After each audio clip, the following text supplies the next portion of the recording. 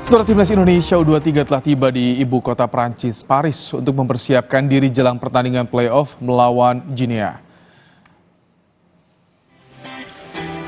Kedatangan Garuda Muda diunggah akun Instagram @timnasindonesia dengan caption "Hari Baru, Harapan Baru". Skuad U23 telah mendarat di Paris. Indonesia akan bertanding melawan Guinea pada Kamis 9 Mei mendatang untuk memperebutkan satu tiket terakhir menuju Olimpiade Paris.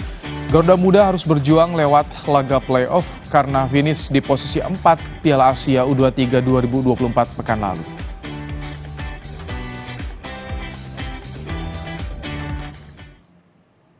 Ketua Umum PSSI Erick Thohir mengatakan skuad Garuda Muda sudah memulai latihan jelang bentrok kontra Guinea di babak playoff Olimpiade Paris. Erick Thohir mengatakan setibanya di Paris, Garuda Muda akan memulai latihan sebagai bentuk adaptasi dengan cuaca yang tentu berbeda kondisinya dengan di Qatar. Timnas Indonesia U23 harus menampilkan performa apik saat melawan Timnas Guinea.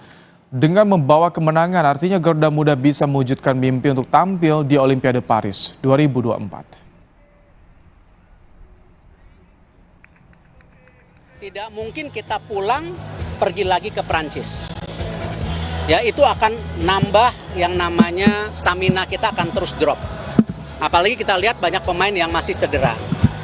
Nah, karena itu saya menawarkan mereka, apalagi dengan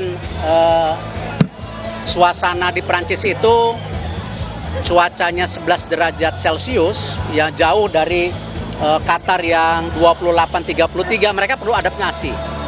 Jadi mereka mau, ya mereka makanya berangkat. Hari ini kayaknya udah sampai ke Paris sekarang untuk transisi daripada fisiknya mereka untuk mulai latihan. Anggota Exco PSSI Arya Sinulinga memastikan PSSI telah melobi FIFA agar laga playoff Timnas Indonesia U23 versus Guinea bisa ditayangkan di televisi meskipun pertandingan berlangsung tertutup. Arya menyebut tampaknya ada harapan FIFA setuju dan saat ini PSSI menunggu kabar dari FIFA dalam 1 hingga 2 hari terkait itu. Kita perjuangin. Akhirnya kita lobby ke FIFA. Dan sepertinya ada harapan. Bukan lewat aplikasi ya, bukan lewat aplikasi FIFA Plus, itu saja bukan. Tapi ditayangkan di televisi. Ini lagi kita perjuangkan. Mudah-mudahan sehari 2 hari dapat informasi.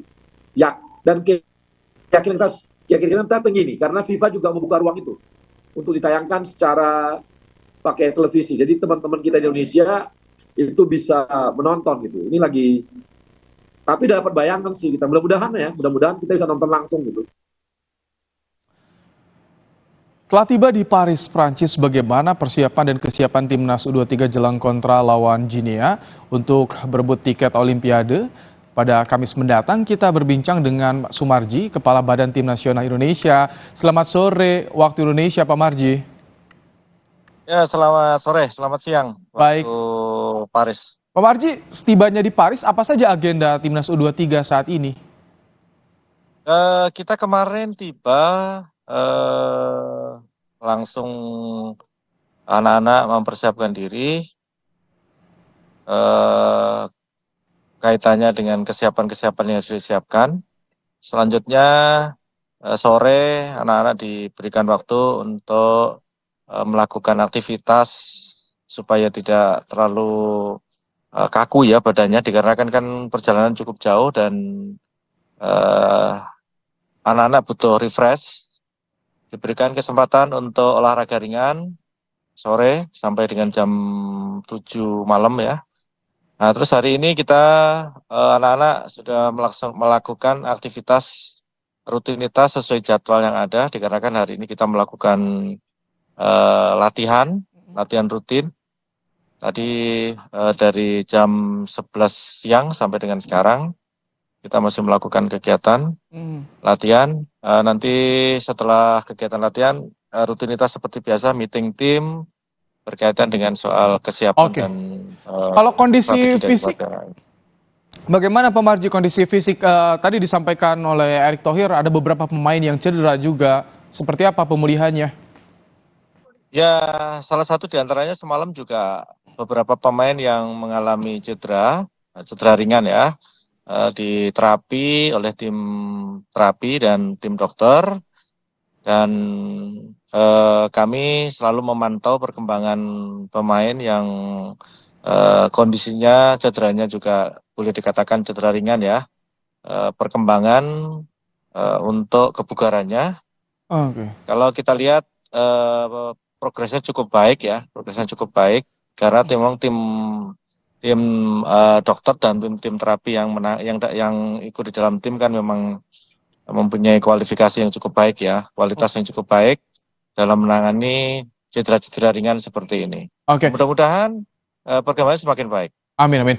Pak Marji, bagaimana dengan kabar dari klubnya Hubner dan juga Elkan? Apakah sudah ada balasan permintaan dari PSSI? Kalau Justin sampai dengan tadi pagi kita update perkembangan belum ada jawaban ya dari klubnya. Demikian pula Elkan juga sama, masih belum ada jawaban. Kita tetap masih melakukan komunikasi secara aktif ke klubnya. Kalau anaknya ya keinginannya gabung dengan kami. Tetapi kan ini kembali lagi bahwa kebijakan dari masing-masing klub ini kan berbeda-beda gitu. Sehingga kondisi saat sekarang ini dengan belum ada kepastian, tentu kita harus ada opsi-opsi lain gitu. Tapi tetap kami masih menunggu jawaban kabar baik dari masing-masing klub, baik dari klubnya Justin maupun dari klubnya Elkan. Karena masih ada kesempatan. Iya. Oke. Kalau Dewangga sudah terbang ke Paris, Pak Marji ya? Apakah sudah tiba justru? Dewangga sesuai jadwal nanti terbang 21.00 sesuai jadwal ya. Oh, malam sesuai jadwal. ini. Malam ini baru terbang ya. Baik, Pak Marji, bagaimana nanti persiapan lawan Ginia? Ini tim besar di Afrika, 15 posisinya di Afrika ini, 76 dunia. Bagaimana? Optimistiskah, Pak Marji? Ya, kita tetap juga harus optimis ya, tetap optimis. Kita tahu bahwa lawan yang akan kita hadapi ini adalah para pemain yang sudah membiasakan diri dengan kekuatan ya.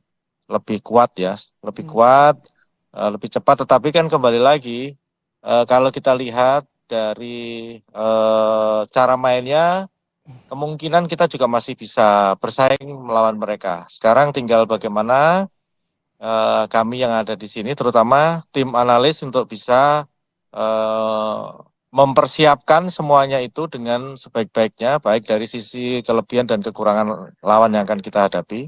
Saat sekarang ini kita sudah mempersiapkan itu semuanya.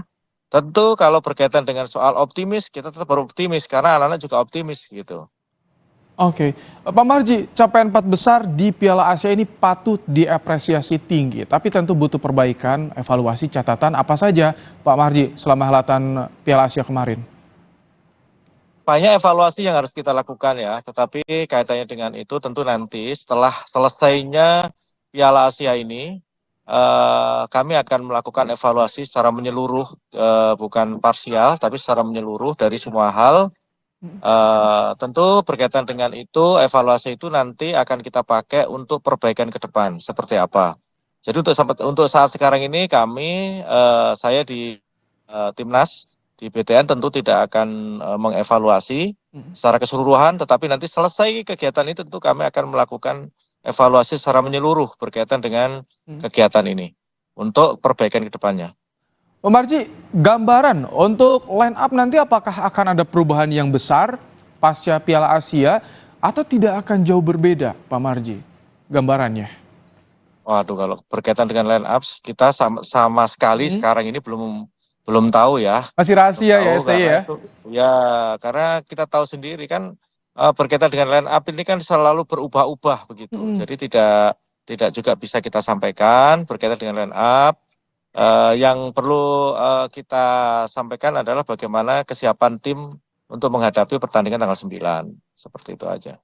Baik, kalau proyeksi ke depan Timnas bagaimana? Soal ada juga proyeksi naturalisasi, kan Anda kepala Badan Tim Nasional. Bagaimana proyeksi ke depan nih untuk memperkuat Timnas ini, Pak Marji? Ya, kalau kita berbicara soal prestasi ya, kita harus akui bahwa peran daripada pemain keturunan ya, yang punya darah dari negara kita itu memang masih dibutuhkan. Dikarenakan kita ini membutuhkan waktu yang cukup panjang dengan konsistensi yang memang betul-betul harus konsisten benar begitu, tidak bisa setengah-setengah. Karena kaitannya dengan pembinaan youth ini kan sampai dengan saat ini boleh dikatakan kita ini baru berproses gitu. Oke. Maka apa yang disampaikan oleh Ketua Umum itu adalah berkaitan dengan penebalan masing-masing posisi. Artinya dari keturunan juga harus ditebalkan, dari lokal juga harus ditebalkan. Jadi sama-sama biar jalan. Kalau kita kepingin berprestasi dengan waktu singkat, kalau kondisi seperti ini ya butuh gimana ya?